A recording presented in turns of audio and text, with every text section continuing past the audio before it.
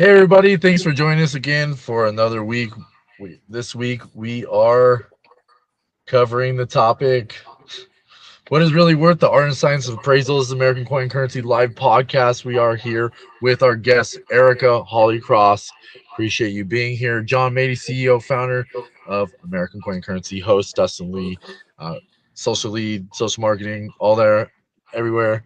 And we're here another week, 1 p.m. Eastern, 10 a.m. Pacific. This week we're focusing on our art and science of appraisals. Little intro for Erica.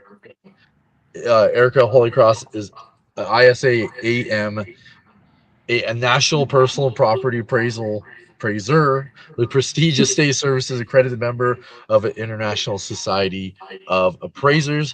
Erica specializes in fine art, antiques, and collectibles, estate contents, and personal property valuations, helping collectors and families understand the true value of their assets through professional appraisal standards and marketing research. Thank you, Erica, for being here. Thank you. How's how's it going? Great. It's great to be here with you guys. Yeah, thanks for being here. John, how's it going today?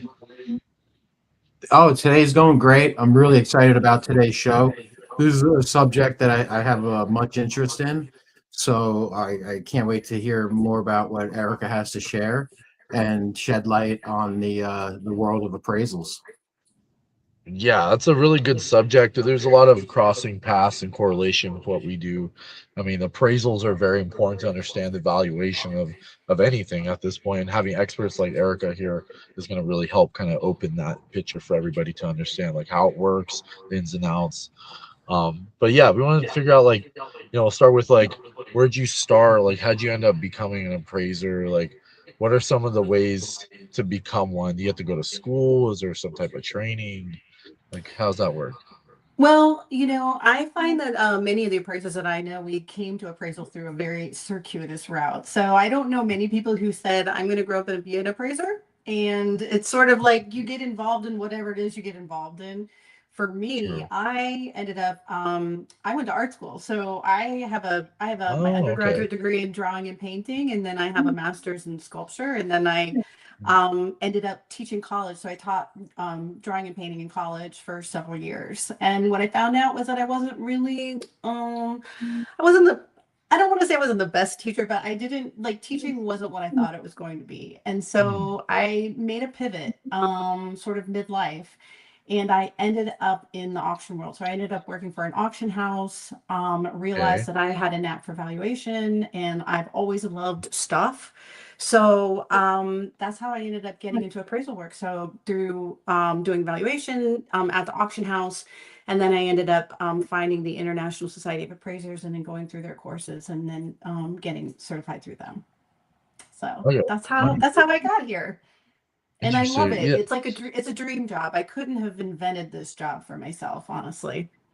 That Wow. seems like like a very like not to say rabbit hole, but like you stumble upon, like Yeah. um rather than just being like, yeah, like you said, like as a child, like, oh yeah, I want to be a praise. Like who does that? But I mean that's good. So you have a knack of understanding where value comes from, like in general, like Yeah. So one of the things that I realized is like through my art background. So as a teacher, I was teaching skill sets. So like teaching how to actually make the artwork, but I also studied art at the same time. So I know a lot about art and artists. But one of the things for me is developing a skill set of observation. So that's part uh of like yeah. being an artist, especially if you're doing drawing and painting, you learn how to look at things differently. And then also understanding materials, how things are made. And I apply that across the board when I'm looking at objects of all types. So that was a very helpful part of things that I learned and how I apply those skill sets now. Mm. So do Yeah, you like find yourself like oh go ahead, John. go ahead and continue. Oh, I was just saying, I guess it's just like it's more of like a personal thing because like I'm like that for valuation stuff. Is like, do you feel that sometimes you like overanalyze like what a particular thing could be, or like I'm there's the sometimes, balance?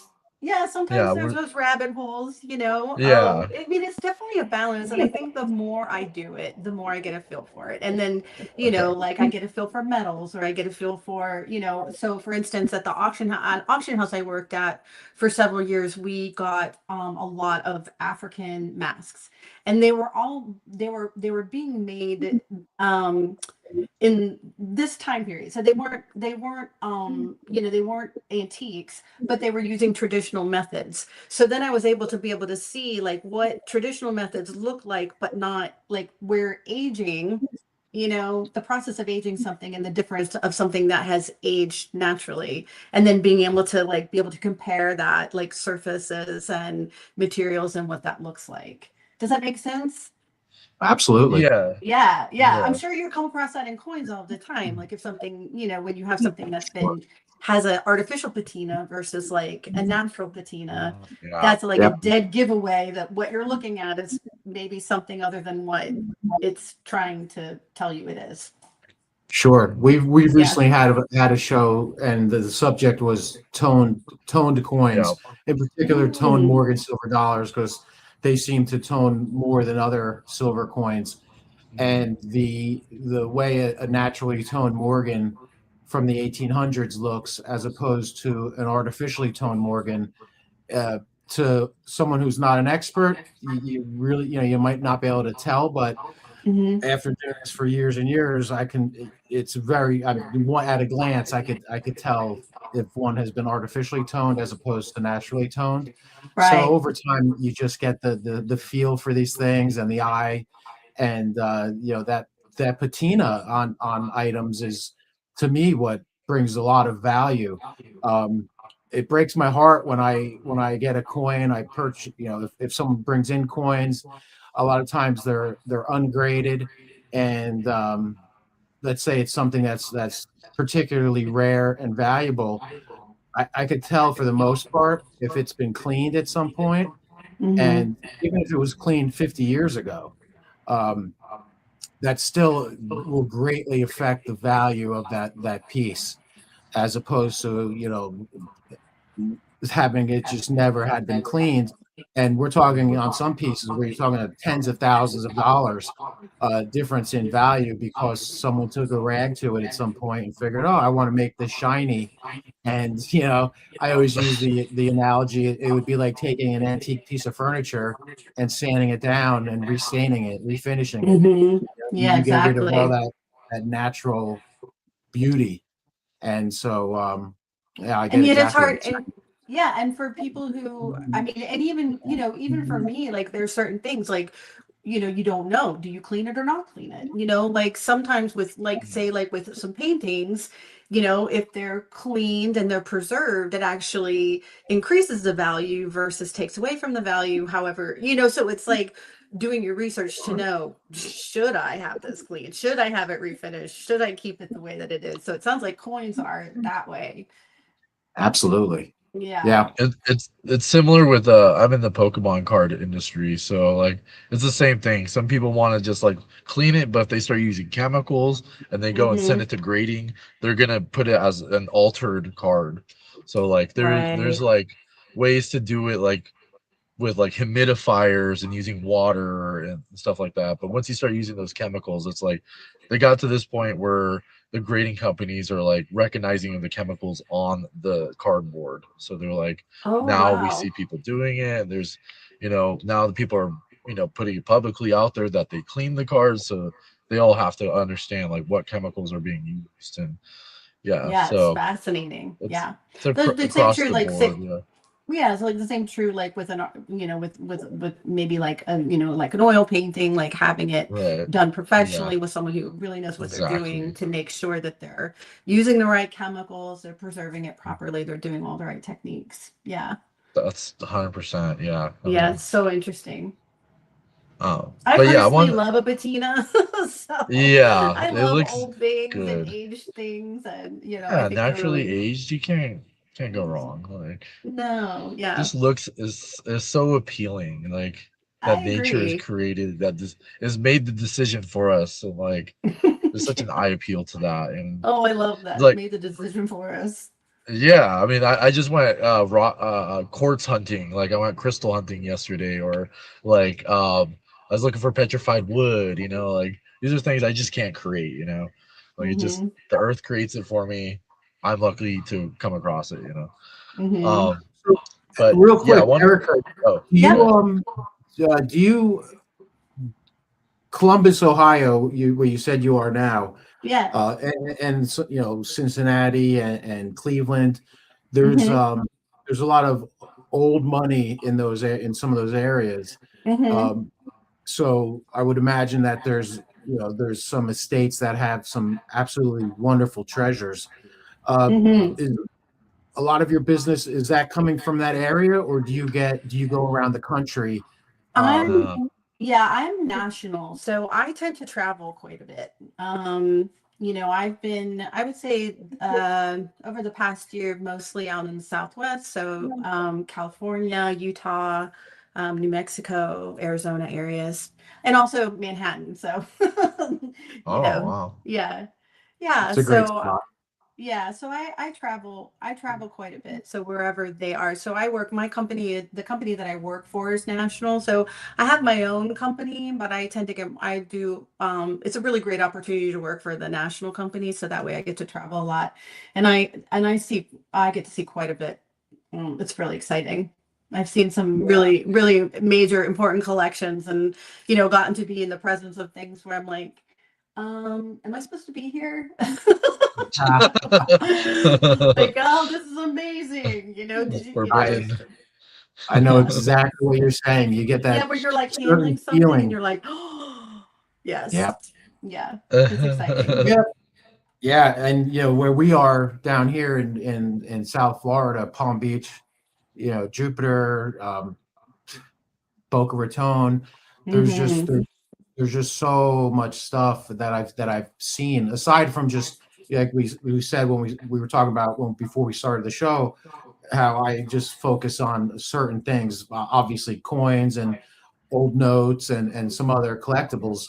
Um, but uh, I'm always amazed by what people have Mm-hmm. in their home, and sometimes it's most people will think these objects are going to be in these huge multi-million dollar mansions, and a lot of times they are. But I've had experiences before where I've gone into a retirement community where the homes are just an average homes, and these people had absolute treasure in their Mm-hmm. homes. You just Yes. never know. You can't judge a book by its cover, like the old saying I says. I think you're absolutely right. And that's been my experience as well. So every assignment I get, no matter the size of it, I treat it the same. So, I'm Yep. coming in, I'm going to do my due diligence. I'm going to look at all of the items and I think that it's really important to do that because you really don't know. You don't know. Like I remember I was in an estate one time and they had some really nice items. It was a really nice estate. It was actually here in Columbus and I go down into the closet. It was kind of like an afterthought. Oh, I've got to get this closet. There's all this stuff on the top shelf. And then they have this massive coin collection. That ended up being, I mean, it wasn't like, it was like 25, $30,000 worth of coins, but you just Yep. don't know and you don't know where you're going to find it. So I think Yeah. it's really important. The other thing is the other thing is cash. Like I've found a lot of cash as I've been in houses as well. So there's like especially Great. this older generation. Oh, sure. Yeah. Hmm. A lot of I like old books as well, and sometimes if I go to purchase a part of an estate, the coins and other things like that, I'll see if there's any, you can kind of get a feel when you walk into the place of what you might be running into for the most part, Hmm. and so I'll see if there's old books, and a lot of times in these old books, that older generation that didn't trust banks, they would stash cash in the books. So Hmm. you flip a book open and $100 bills will start coming out. It's And true. It's true. Wow. I will say this was when I had an estate. It was actually here in Ohio. It was north of Columbus. And we had been told that the person, so it was in a state, the person had passed away. So we were doing, you know, it was it was actually for the auction house that I worked at prior. And we've been told that she had stashed money. So someone found about $2,000 in a closet. And so we just assumed that that was the money, right? So it was the end of the day. I love basements because basements have crazy treasures. And I also love old Christmas ornaments. It's just sort of like a thing that I love. So I'll hit the basement or the attic for the Christmas ornaments. So it was the end of the day, and we're downstairs. I was downstairs in the basement. I was the only one down there, and it was this kind of nasty cardboard box full of Christmas ornaments. And I was going through it, and I found a glass ornament that was like $100 bill. So it was like, you know, those blown glass ornaments. And I was like, oh, okay, that's, you know, whatever. And then there was a bag. It was like one of those cloths. It was like a shoe dust cover bag. And I opened it up and it was full of cash. And like Wow. my brain couldn't comprehend it. And I was thinking like, is this some weird tradition? Did they just like hang money on their tree? Like, what is this? And then I was like, I just called, like, I was like, somebody take this. And it was Yep. it turned to be about $140,000 in cash in this one little bag. Wow. No Oh, kidding. And wow. you know, that's one of those things that could have easily just been tossed out. Do you know what I mean? So it's like I Oh, look through everything. I just don't, you know, I look through everything. And in part too for my clients, I want to make sure, you know, if they're a lot of times, you know, there's most of what I do is estate. So someone's passed away, or it's like the families are an older generation is moving into assisted living or something to that effect. And so they're in a state of grief. They're not really processing things properly. And I feel like it's really important to make sure that they, you know, aren't throwing anything away or they know everything that they have. You know, I think it's really important. Mm-hmm. Absolutely. Mm-hmm. Yeah. I mean, you hit the nail on the head. A lot of times when when these exchanges are happening and someone passed away, the people that are inheriting these objects are in a state where they're not really so much thinking about the material items, you know, because of grief. And Mm-hmm. so it's so important that there is an organization and there are people like you that can be called upon, that can be trusted, Mm-hmm. because there are, as you know, some real sharks out there that'll go in there Yeah. and try to buy this stuff for nothing.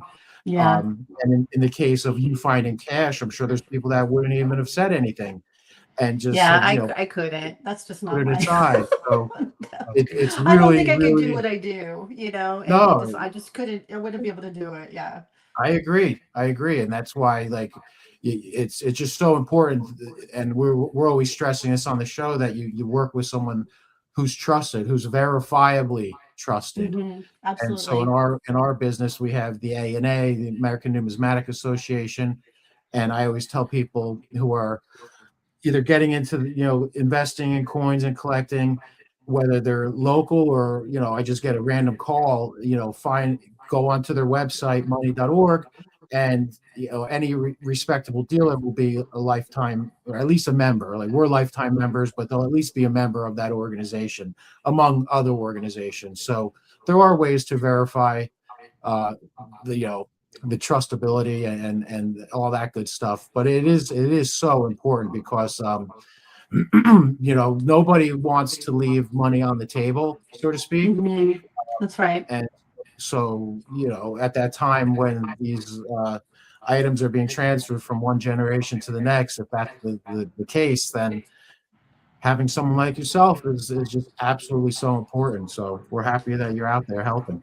Yeah, and I also think too, I wanted to, I want to add to that too, is that, you know, appraisal, like currently, like personal property appraisal is not a regulated industry in that you don't have to have licensure. So anybody can oh, call themselves an appraiser. And so what we recommend is that that they be member of an organization. So mine is International Society of Appraisers, and mm, there's a couple other organizations as well. So we recommend that because they stress what we call is the use pack compliance, and that lets you know that you have somebody who is, you know, like an appraiser who really knows what they're doing.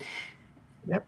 mm. Yeah, Love it. So how yeah. do you get into that, into the national personal property appraiser? Like, is there like or like how do you get like a certification for that as a membership, or you just sign up, or Yeah, like so when you join, so for instance, for like international cyber appraisers, like when you join, so you go ahead and you let them know that you want to become, you want to become a member, and then you have dues, and then you have courses that you take, and then you have to pass certain courses, and that includes like a USPAP course and like general appraisal course, and then you do like continuing ed throughout.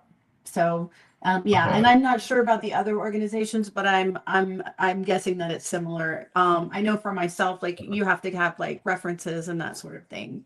So they vet okay, you, and then yeah, that makes yeah. sense. Yeah, I did. So I did go on to the ISA website and I looked for appraisers in this area, and yeah, it's nice because you can find there's 26 appraisers within a 100-mile radius of here, Wow, it's wow, and amazing.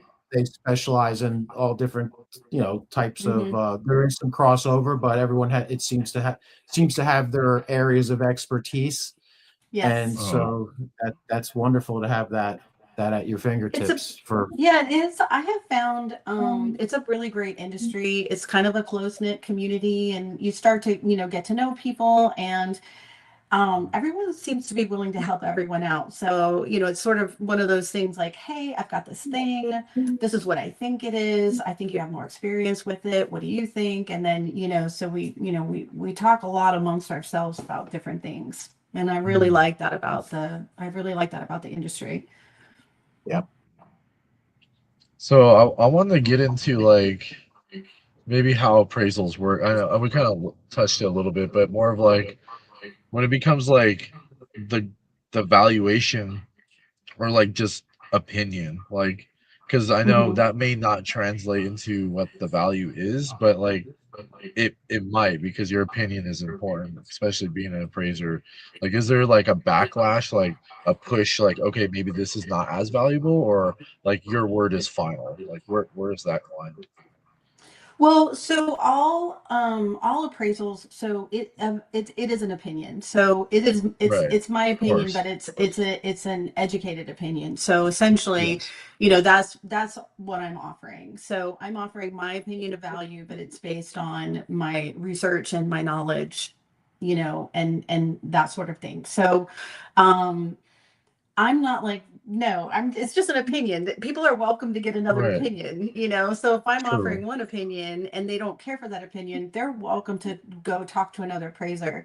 Like theoretically, if we're all following the same guidelines, it's going to come in around the same. But again, it's Okay. an opinion, so there might be a little bit of a difference.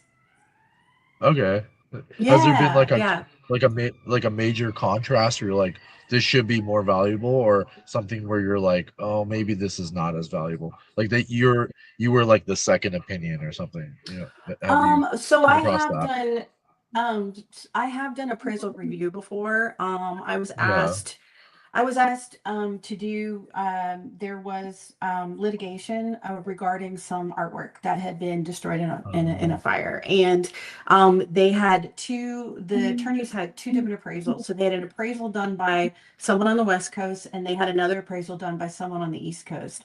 And the difference in value was huge. I mean, they couldn't make sense of it. So they were asking me to figure oh, out what was going on. So the way that when I looked at the two appraisals, it was very different methodology for the way that the both appraisals were done. And so I was able to determine like which methodology was actually, more appropriate for that. And then to like look at the values within that. So it does happen, and it really does depend on, I mean, it's not an exact science. We'll put it that way. It is not an exact science. Yeah. Yeah. yeah, that makes sense. When Erica, when you go in and let's say you're going to do an appraisal and it's a large estate Hmm. with many items, you do your appraisal part. Do you, after the appraisal is done, um, do you also, your company or yourself, do you purchase these items? Do you and then No. resell them? Do you direct them to like where they could because I'm thinking of like my mother, she's 80, and there's Yeah. a lot of, that generation is slowly dying off, and that's just how it is, and there's just a Yes. lot of stuff that's coming to market, more so and more so, not only with coins and other collectibles, but just artwork and wine and you name it. There's more and more seeing the light of day, which hasn't seen the light of day in decades. So I'm just wondering how that process works. Like, how do people get after they have the appraisal? How do they now get rid of, or I shouldn't say get rid of, but how do they get the most for these items? How do they sell them? Do you help with that? Are they on their own It's now? not it's not really a part of the services that we offer. However, we can give recommendations for local auction houses. And I always talk to my clients too about, because I was in auctions for a long time, and then there's different tier auction houses and like what might be better for certain items. So I do talk to them about that, about, I'm always willing to talk to them about, what I think might be the best, or to offer solutions in that way, and then give recommendations. And I know Okay, locally, like I have auction partners here locally. So if they're local, I can, give them recommendations. And then there's like national, auction houses that we do talk to. So yeah. sure. Yeah. So we're Okay, willing, willing to do that in an unofficial capacity. I don't really mind, because it honestly, like, it's a problem for people. It's a really hard thing to navigate when you have so much stuff. And the generation that is now, either downsizing, moving into assisted living, or passing away, they were collectors. I mean, a lot of them were collectors. They didn't throw anything away, and so you're having to go through that. And so I often will recommend to people that they use an auction house. There are some auction houses that are really wonderful, and what they'll do is, they'll come in and they'll sell everything they can sell. They'll, donate what they can Mhm. donate, and then they'll just, put the rest away somewhere, like, pull Mhm. up a dumpster or whatever has to happen. But the thing yep, that I think is really hard for people is that there's an emotional attachment. Like if it's your family, you have an emotional attachment to every object in the house. Every time you pick something up, it's like, oh, remember when grandma, blah, blah, blah, that kind of thing. Yeah. And that could take you years to get through that. So I recommend to people, if they want to sell it, have everyone go through, give yourself a little time. Unless you have a time constraint, give yourself a minute, go in, keep what you want to keep, have everyone decide what they want to keep, and then have a company come through and do the rest, because it could just go on forever, you know. sure. Yeah. Does that make sense? Did it? Yeah. Absolutely. Mm-hmm. Yeah. Yeah, that absolutely makes sense. Yeah, there's a lot of Mm-hmm. emotional, aspects to it, and having an Mm-hmm. appraisal come in there, appraiser, just one is almost kind of like a therapist, but also like Yes. professional, and yeah, so it's like you kind of Mm-hmm. have to have that balance of the Mm-hmm. individual to be like emotionally, mature to understand all the dynamics and not be so rushed Yeah. about you have to sell this and this is it. It's like, wait, grandma had all these like antiques and these were my childhood memories, and Yeah. but still be there professionally and be like, okay, well, this is what this valuation, if this is what you want to do. I know. Yeah, I mean that's a huge like position to be in. Like, kind of have to take on that responsibility to be an appraiser in those situations where there is a lot of emotions behind someone passing away. So I Yeah. can see that being like you kind of have to have a balanced mentality per se. Yeah. Yeah, and it To depends too, understand. like on what kind of appraisal you're doing. And I love Yeah, estates. that's true. I love meeting people in their homes and seeing Yeah. their collections. And then honestly, like when you go into an estate, like I love to get the feel of the person based on what they Ye have in the That's house, and good. you get a vibe. And then I mean Yeah. it's I think one of the things I think is important is that, while we don't have the emotional connection or the baggage to the items, we respect that. We Yeah. know how important that is, and we're going to handle, your items with care, and we're going to do our best to make sure. And then on the other hand, we have to be impartial. So, it's like, Yeah. how do you how do you be respectful to your clients, and also Right. be impartial when you're giving them a value. It's like you want it to be worth Right. more, but the reality is this is the value of this item. Or you want it to be worth Yeah. less if you're paying a tax on it, but this is the reality of the value of your item. So These- there's like a lot Yeah. of things all at one time. Oh, sure, sure. Hmm. There's an old expression: when money enters the room, friends and family go out the window. meaning, meaning that meaning, That's True. there- great. there's So there's Yeah. no true. I've Yeah. encountered friends and who with their siblings just they don't talk anymore over estate Yeah. items, whether Hmm. whether Yeah. they're valuable or not. Sometimes there's just that emotional value tied to it where, well, I want it because I have these memories and I have these memories, and it's so Yes. True.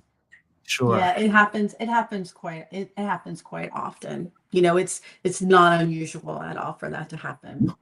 No, Yeah, no. people's emotion, because like all your grief, it just goes into this other, it gets tied up into the stuff. And unfortunately, I mean, I've been in estates where one sister's on the phone yelling at the other sister, and I'm like, oh, I'm gonna leave for a minute. You guys I have don't it need to out. I be. don't I don't really want to be a Yeah, part of this conversation. you know, And it's I like a Right. mean, mediator. they're just, you know, Right. I just Oh my it jeez. happens. And so there's this emotional component to it, but it's also like then I also have to have, I can't have bias when I'm, doing the actual work, the doing the valuations and stuff. So What's the most valuable thing you've come across in recent years? Hmm.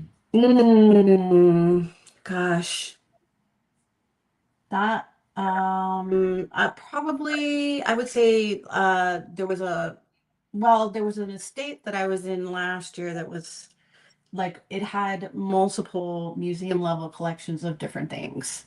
And I was Wow. the estate in and of itself was worth multiple, millions of dollars. So there were several paintings that were worth, $1 million+ and other collectibles. It was pretty amazing. Some, American indigenous art and artifacts that, I mean, it was amazing. It was really amazing, and really a privilege to be able to be in this estate. Yeah. Yeah. So you must be Yes. a fan of Antiques Roadshow. I must be. Do you ever I watch don't think I that? could. I don't think I can hold my own on that. I don't know. Yeah, but I do, like, I'm just amazed. Like, it's such a privilege, honestly, to be able to be and see these kinds of things. And I'm always learning something new. I'm always seeing something new, and that's the thing. I think I will always see something new. Sometimes I'll just, I'm up there in age, right? And I'll come into a place and I'll be like, how did I not know that this was a thing? How did I not know that this thing existed? And then I do the research, and then there's like millions of them. I'm like, how did I not know? I love Oh. that. As an I love when as that an happens. appra- as an appraiser and Yeah. also coming from an auction background, Hmm. I'm sure you've seen trends in certain items, um, Oh, yes. collectibles and things like that.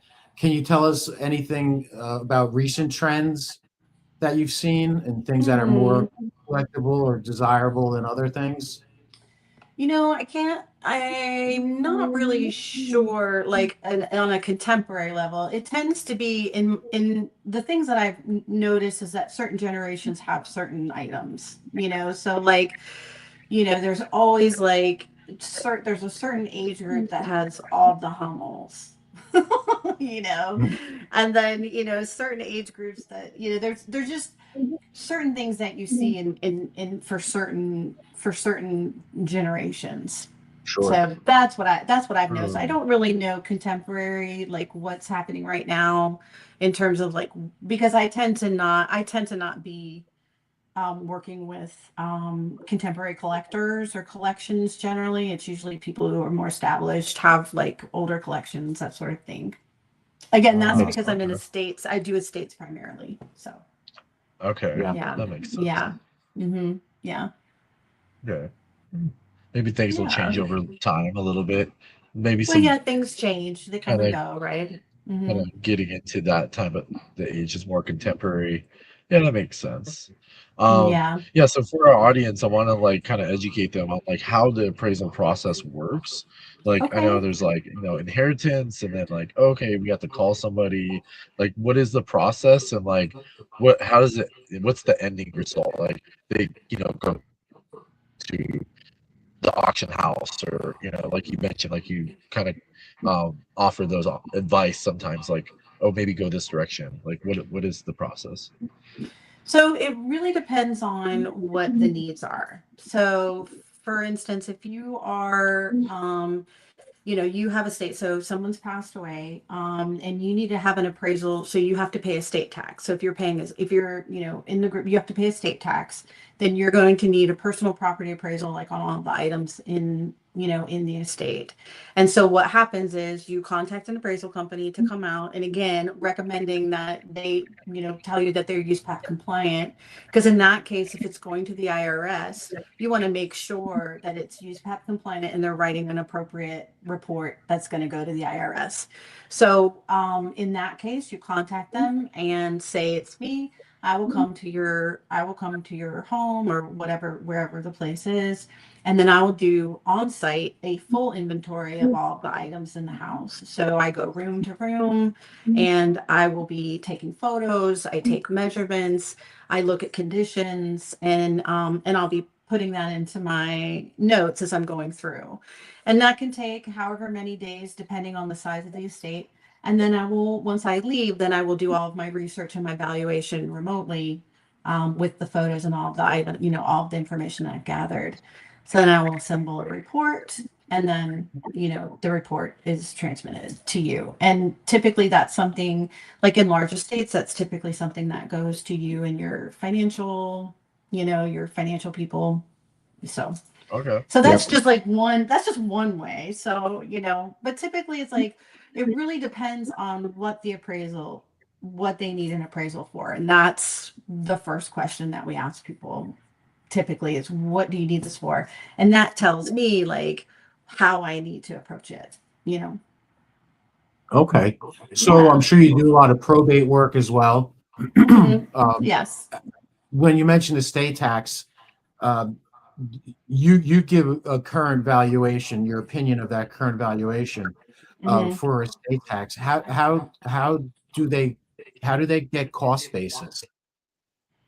Cost basis. So, Do you mean like comparables? How do you?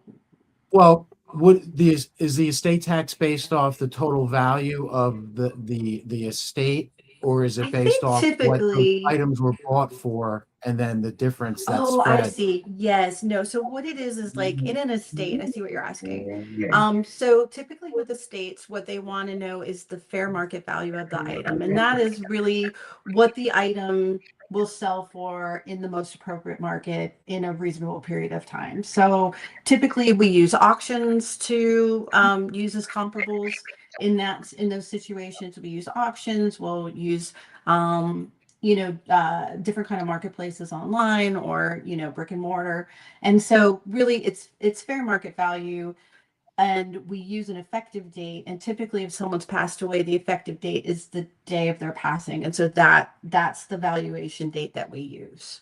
Does that Okay. make sense? Yeah. Yeah. Yeah. and Yeah. Yeah. so and so we use comparables, and we'll use comparables. I try to not go any further back than like 18 months for comparables, because things change so quickly, like in terms of value. And I'll provide comparables. I keep those in my work file, and that way all of my valuations are backed up by actual, sold items, so that I can, if I can't find the exact item, then I can find a comparable item, something similar, something to that effect. Does that answer your question? Is that Yeah, yeah, it okay? does. I was just kind of curious about how they, if because I don't know the answer with the IRS, with if they just take the percentage off the total value, or off the difference between what it was purchased at one time and what it's worth now, and that's what I was. Oh, I don't know. I think what it is like, that's why they have an appraiser come in. So then the appraiser can Yep, determine the fair market value. So, makes sense. typically, like, I don't, I mean, I like to see what something was purchased for. but it doesn't necessarily mean that it's going to even be, it just really depends on the item. It's really item by item, because some things there's Sure. like if they're electronics or something, there's obsolescence where it's really worthless now. You may have paid however much money for this thing, but because of the, changes in technology, this no longer really has much more than like a donate value. You do know what I mean? And so Sure. it really depends on the items themselves. So that's why we determine fair market value. That's why we do come in and do the appraisal. So we can determine fair market value for you. And then that report goes to the IRS. Okay. Is there a Yeah. database that like let's say the ISA uses or fellow appraisers use that where they can, you see so many different items over your career, and I'm sure you Yeah. catalog these items and you have your photos. Is there a central database or other appraisers can go to pull up that information from other appraisers that saw these items in the past to kind of get an idea? No. Like where do you get your comps from? Um, I pull all my comps, so I do all the research myself, and I think that most appraisers do that. Some people will keep like a little database for themselves, but I'm not aware of anything like that. I do okay. my own research, so I do, there's a lot of different sites. Like there's like WorthPoint and Invaluable, and then there's different art sites. There's multiple sites where um unfortunately, a lot of them have paywalls, so you have to pay for the subscription to be able to access the values on them. But there's, but they're available, and that's just part of the cost of doing business. Honestly, is just having those websites. Yeah. Also, Sure. I do want to say to people who don't know much about appraisal that while ChatGPT can be helpful, it is frequently wrong. So if you're like I was just putting about stuff to into bring that up. chat, yeah, if you're putting stuff into ChatGPT and you're like, but ChatGPT said it's worth this much, it may or it may not be. So I mean I use chat for I use chat gpt for stuff just to kind of verify, but anything it tells me I verify, because honestly I would Yeah. say it is wrong 60 to 70% of the time. It is Wow. incorrect. Oof. Yeah, it's kind of crazy. So you have to double check, honestly you have to double check. Maybe it'll get better over time, hopefully. Hopefully it'll Yeah. get better time. Maybe. Maybe. It's a great Yeah. tool, but it's not but it doesn't it's a great tool, but at this point you still have to have a really strong knowledge base, I think, you know, Yeah. Yeah. to know whether it's telling you the truth or not, you know. Yeah. And Maybe it's Claude. very Somewhere. confident. Yeah. It's There's very Claude. confident. I use ChatGPT and Claude. So those two Yeah, like I haven't used Claude together. before. Hmm. Yeah, Claude's really good. It's very technical. I guess ChatGPT is technical, but Claude is like I think he just has a little bit more increased knowledge base, I guess to say, or accessibility.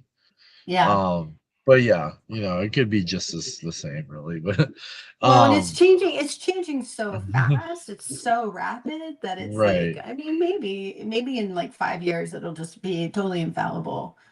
Possibly, Yeah. It's a good We second don't have to go opinion. down that rabbit hole today, but Yeah, that's a whole nother we could bring you on for another yeah. chat about AI and Yeah, we how could that be here works. all day for that one. Um, but yeah, I wanted to get into like the safeguards. We always talk about our safeguards in the coin industry, in the coin hobby, like what to look for. You mentioned I think before about the Morgans, or we talked about the Morgans, like the toning and like it's fabricated essentially. Like what are things that people need to look into before they get an appraiser. If there's like the ISA, stuff like that to be more accredited, or like, before they go, oh yeah, I want to sell this. We kind of touched a bit, but maybe like kind of like a summary of what that looks like for somebody before they get a hold of you.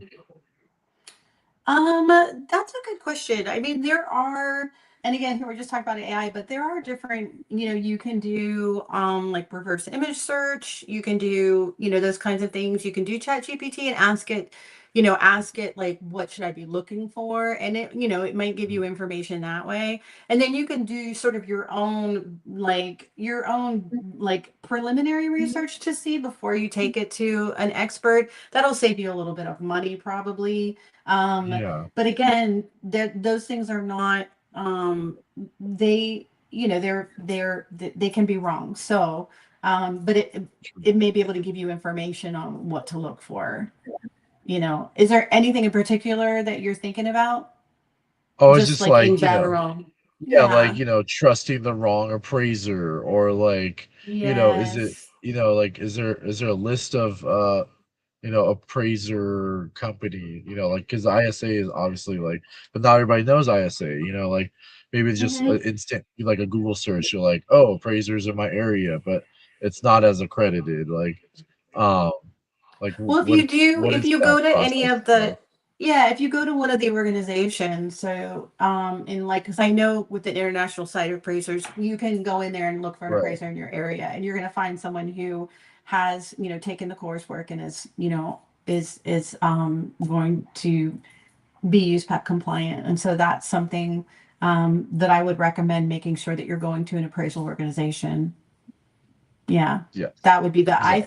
I think that's probably the best way. Or if you are looking up appraisers, if you're Googling appraisers, making sure that somebody is a member of the organization, of an organization, or they also say things like use PAT compliant, or, something to that effect.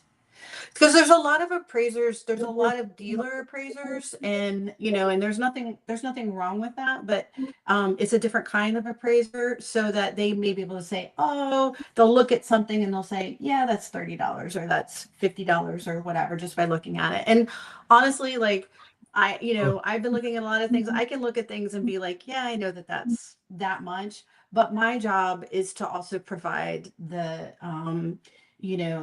to the evidence behind it. So mine is evident. It'll be evidence backed, and so that's part of being USPAC compliant. I'm going to be evidence backed. Um, Yeah. Okay. okay. Is there any advice you could give our viewers if they are in a position where they do all of a sudden have all these items that they either need to liquidate or sell, whether it's worth getting an appraiser, like what they should be looking for, and then because it's obviously appraisers are not free. Um, Yeah, they're not free. That is true. now, how do they know if it's worth getting an appraiser? That's a really good question. So if you don't have to get an appraisal for, like, if it's not for IRS, or you're not looking for an insurance thing or something official where you need an official document, it may be, sometimes like different auction houses may give you auction estimates, which could be helpful. If you're looking to liquidate, where they could come in and say, give you an auction estimate, and you may want to look at more than one, to be able to do that, so you can kind of compare. And I would say, not, I mean, that might be a really good way to do it. And you could also possibly, find someone online and then send them photos, just to say like, hey, do you think this is, worth having this evaluated? And then Yeah. they'll say, yes or no. And so that might be another way to do it as well. All right. That's great Yeah, advice. there's a lot of different ways to approach it to save money, because not everybody needs an appraisal. And while you may want an appraisal is expensive. It can be really costly, and it can add up. And sometimes, unfortunately, like, I've done appraisals where the appraisal costs more than the items, and that's unfortunate, but that sometimes does happen. Um, and so, we'd like to avoid that. We don't want to cost anyone any extra. We're not here to get someone's money. We're here to help. So, Sure. yeah. Sure. Yeah. So we're at the last like 6 minutes. Sometimes we go over a little bit because we have questions from the community. So if you have a dead Okay. stop, we can stop. But yeah, of course, we have a little Okay. bit of time. I don't, I mean, Uh, I'm okay. This is fun. Good, yeah, because we would love to have you on again. I'm already Oh, I'd thinking love of to come panels for back. you with auction. We have auction people, and yeah, we have Oh, several fun. people that would be perfect for your conversation. So love to cater Okay. to having you on Yeah. again. Thank Let's see you. what we got. Okay, yeah, that's an interesting question. Let's see. Have you ever seen an item people thought was valuable but wasn't? I'm sure that Many happens often. times. Many times. And that's unfortunate. And one of the things Yeah. that happens, and I know this actually happened in my family, where it's like something is passed down through the generations and everyone says, "Oh, Aunt, Aunt Sarah's thing is so valuable." And my we had something like that in my family that turned out to be worth about $100. And so there's like family lore sometimes surrounds these items, and then it turns out to be not. And so that's hard to break the news to people. So we have to be really gentle and say, like, this probably has more emotional or sentimental value than it does actual value, unfortunately. So maybe hold on to it. Keep it in the family, Yeah. or so. But that actually happens very frequently. Very Yeah. frequently. Thank you for asking that. Yeah. Yeah. Just Good because it's question. old doesn't mean it's valuable. That's that's That's that's so true. absolutely right. Yeah, it's true. Yeah, I mean they mass produce a lot of stuff, so Well, yeah, let's yeah. And then it's also yeah. too, some things become where where people collect. A lot of times, like, collections are they're sort of like nostalgic collections where people of a certain True. generation are collecting things from their childhood era. Like, so for instance, like Victorian furniture at one time was like so highly collectible, but then now, like, you can get like Eastlake furniture for like nothing. Oh. And so where now it's like, mid-century modern has had its day. And whereas, like, when Huh. I was younger, nobody wanted that. Nobody wanted that stuff. So it's just kind of like, so while it may have had some particular value now because the collector base has changed, it doesn't. So it's really what Uh, people are willing to pay for the item in this time period. Yeah. that's very true. Yeah, same Hmm. same in my Yeah. industry as well. Yeah, what's Yes. hot and what's not. That's it just Yeah, kind of comes and goes. it's fascinating. It's really fascinating, I think. Yeah. Yeah, there's ebb and flows. Yeah, but it's like the second or third generation that kind of resurgence because of the nostalgia and like Hmm. yeah, so it could come Yeah. back, stuff like that, of Yeah, course. stuff comes in, comes around and then it goes back out. Okay, let's Yeah. see with this question. What is the most surprising item you've ever appraised? Oh, that is just most surprising. Gosh, that's a really that's a great question. Um I think one of the things I remember being in an estate where they had some items from the Pacific Northwest, like some tribal items that Yeah, from there. I was just I was in awe. Like I almost didn't want to touch it. Like, it was so beautiful and so precious. And so, Wow. I just, you know, those kinds of things. So, yeah, like I just kept staring at it. Like, I could, it was just It's so cool beautiful and looking. wonderful. Yeah, yeah. Like having the opportunity to like be in its presence versus like in a museum where you're looking at it through glass. Like handling, getting to handle it, and those kinds of Yeah. things. Yeah. I don't know if it's surprising, but exciting. I mean, that's just yeah, that's valuable for sure. Like, I Hmm. mean, Instead of the word some surprising, maybe history. unusual would have been a better word. Yeah, Unusual. Yeah. I mean, unusual. Yeah, yeah, yeah, I'm let's go like with that. surprised. I'm surprised all the time, honestly. Like, I'm surprised all the time. Just like opening, I just open a drawer and be like, what is that? Yeah. Yeah, it's That's fun. exciting. Yeah. That's good. Yeah, keep it going, and yeah, it's always good to be surprised and excited Yeah. about what's next, and you get to see so Yeah. many such variety. It's like yeah, keeps the soul going. I like that. Yeah. Yeah, Um, absolutely. okay, let's see. This is interesting. How often should collections be reappraised? Oh, that's a really good question. So Yeah, that really depends on what the reason would be to have the items appraised. So, if it's for insurance and you're paying a certain premium for insurance, I'm not really sure what they recommend on that. Maybe I don't know, 10 years maybe, because the values change. Like I would say 10 years is a good, like your values probably are going to change significantly in like a 10-year period, and they'll go up or they'll go down, you know. So I think that that might be for insurance, that might be a good thing. You know, I don't know that for sure. I don't know what the industry standard is, but I would say like you can see a huge difference in like a 10-year period typically for different items. Oh So yeah. I would say to It's keep your huge. insurance update, you know, I don't know, like if you're getting an appraisal for just for personal knowledge, um, you know, it really depends. It really depends, honestly. But Depends on the item. value, it depends on the items and values change. I mean, you know, we've just been watching the, you know, the way that silver and gold has changed over the past several months, like the value, which I'm sure you Yeah, guys are well aware. So, it's like, crazy. you know, so the comparables from, you know, like when I'm looking at comparables from, you know, it might be like an item, the item comparable from last year, but I have to take into account the current silver values or, you know, whatever that is. So, Mhm. it really depends on the item. Yeah, it really depends on the item and what you need it for.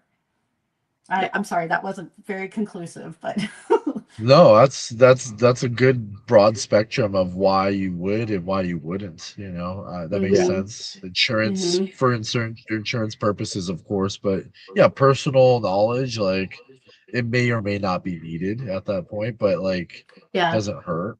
Yeah. It's just, and So again, yeah, like appraisal, having items appraised, like appraisal is expensive. So, you know, just like oh, figuring that in, there's a cost for appraisal. It's not, um, you know, that can be pretty costly. So you know, making sure that why you need an appraisal, you know, is I really guess we didn't important. touch on that. Like, what is kind of like the average cost of an appraisal? Like, if they're flying you in, you're there for like 2 days for like a decent sized estate. Like, what's that Yeah. cost? I mean, it really It really depends. It really depends. Yeah, it depends. really Yeah. I depends. mean, a lot of These, appraisers make upwards, Yeah. you know, 200 plus an hour. You know, it can be a okay. lot. Yeah. Yeah. Yeah. Is there an average number you could put? Is it like 5,000? Is it ten I thousand? Is can't. it I can't. It you just know what I really mean?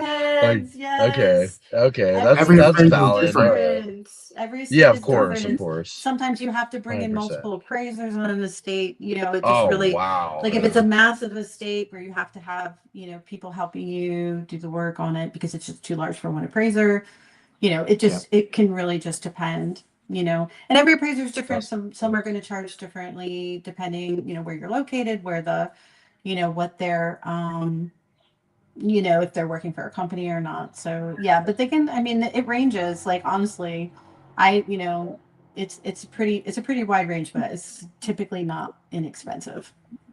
But I think you gave a oh great answer. Figure around $200 an hour.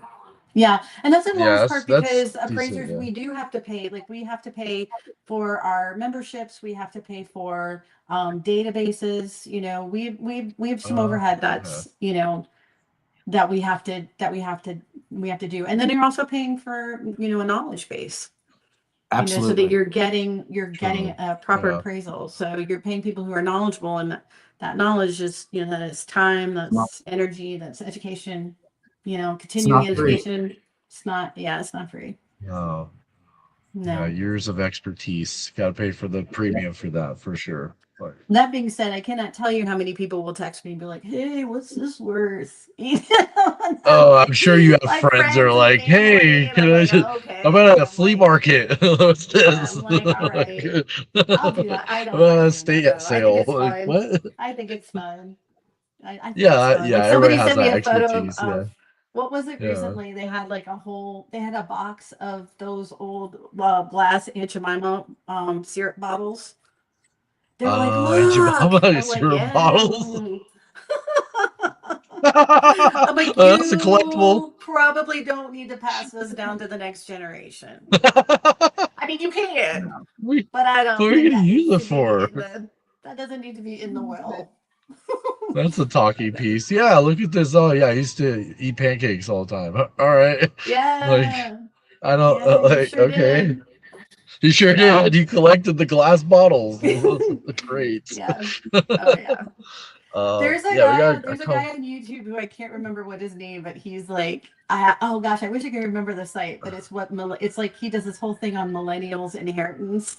It's so great, like Oh, where like all the things that millennials inherit. There's like all kinds of. It's hilarious. I can't remember his name. Look him up if you can find him. It's really good. that sounds fun. Hmm. Yeah. Let's see. Got a couple more questions before we leave today. But what factors have the biggest impact on value? Well, that's a really good question. And again, I think that really depends on, it really depends on the item itself. So, I think, condition of the item is really, really important. That's going to be like that's a major factor for items because even something that could be very valuable in good condition, in poor condition can have virtually no value. So condition is extremely important. Um, yeah, I think I mean, that's one of the major ones. But again, like the factors, that's sort of like an across the board. But for other items, it really, again, it really depends on the item, the kind of item that you're looking at, those kinds of things. Kind of like what we were talking about earlier, when we were Hmm. talking about, a patina on an item. We were talking about Ah, patinas and some things you want to keep the patina. Other things you may want to have restored, like where the restored item could increase its value, but on another item, it being restored actually takes away significantly from the value. So again, it's item dependent. Makes sense. true. Okay. Hmm. That makes a lot of sense. Yeah. So, yeah, you just have to have an eye for everything. Yeah. I mean, there's just so many things to analyze and to understand. Like, Hmm. if two of the same items have completely different values, the condition, maybe even some history, like maybe it was owned by someone specifically, like Yeah, that was like that can affect famous, value or for sure. um, yeah, a signature, of course, like stuff like that. But yeah, so that's good. Yeah, people definitely need an appraiser to understand that, or yes, and you Yeah, know, I mean, there's a lot of nuances for sure. yeah, there's a lot of nuances. Like I could see the rabbit hole of like really looking into something, especially if there wasn't any comps in the last 10 years. Maybe a painting that hasn't sold, or left a private collection in a long time. So, Hmm. yeah, those are hard to appraise, and then basing it on a similar painting from the same artist, or like that. That's tough. But yeah, we're in the same position. Like we'll have like the only coin on the market, or I'll have the only Pokemon card that has specific criteria, or um, yeah, there's so many variables. But yeah, I love Hmm. that about what we all do is like those are like the niches that we're able to kind of see through and like offer that valuation because we know how the market works. Right, That's yeah, exactly. Yeah. And then it becomes about volume. Like the more you do, the more you yeah, learn, the more you know, the more you see, the more you like see patterns, you see, all yeah, kinds of things. And so, that's like again, that's part of why, like if you have an appraiser, an experienced appraiser is going to have seen quite a number of things. And then also, if we don't know, we also have resources, we have other appraisers to reach out to, that kind of thing. So yeah, for sure. yeah. That's amazing. Yeah. All right. Well, we did have some more questions, but pretty much all of them have been answered. If you guys watched the show, a lot of those questions have been answered. Mostly about online research. There was some about inheritance in the collections. How do they go about that? And some about market data. Yeah. So, you guys have any questions? Feel free to ask them after the show. Reach out to us directly. Get hold of us at uniquecoins@gmail.com, 561-310-8341. Find us American Coin ACC across all major platforms. And yeah, so plug in for our our sponsor for the week, fastchecks.io. Appreciate you guys sponsoring the show. If you guys need any e-checks, fastchecks.io is the way to go. If you guys want instant transactions without having to send snail mail checks across the United States, and then you still have to process it through your bank, we could immediately do that with Fast Checks. So thank you, Fast Checks, for sponsoring us this week. And as we leave, we like to give a little final advice or anything you want to add to our audience, or what's going on with you, any plugs, your traveling places, conventions, where can they find you? Oh, nope. See ya. I don't know what to say about any of that. I guess I should have prepared something in advance. So, they can find me. I also have I have an LLC. I have Holy Cross Appraisals. You can find me at holycrossappraisals.com. If you have any questions or anything that you want to ask or anything you want to know, I'll do my best. If I don't know it, I can help you find it. I can help you find the answer. So, the only advice I would give is if you're needing an appraisal, make sure that you're vetting the appraiser that you're going to, work with. Make sure that they're part of an organization, an personal property appraisal organization. So that's what I would say, to make sure. There's a lot of people who say that they're appraisers who don't necessarily understand all of the different parts and pieces of, official documents and stuff that you need. So Great. Well, Erica, wonderful having you on, and I'm sure we'll have you on again very soon. Yeah, I have a thank you for customer having waiting me. in my conference room, so I have to hop off. Okay. Yeah. And it was great meeting you. Great to meet you guys. Thanks, Thank Erica. you. Yeah, appreciate you. All Find right. Erica at Holycross on LinkedIn, holycrossappraisals.com. Is that correct? And we'd love to have you again, Erica, with a panel with other guests. So we'll be having that probably in about like a month or so, maybe two. And we'll stay in touch. And I appreciate everyone being here. This is American Coin and Currency Live Podcast. And this week we are focusing on appraisals. What is it really worth? The art and science of appraisals. We'll see you guys on the next one, 1 p.m. Eastern, 10 a.m. Pacific, Thursdays. And you guys have a great week. Goodbye. Bye. Bye.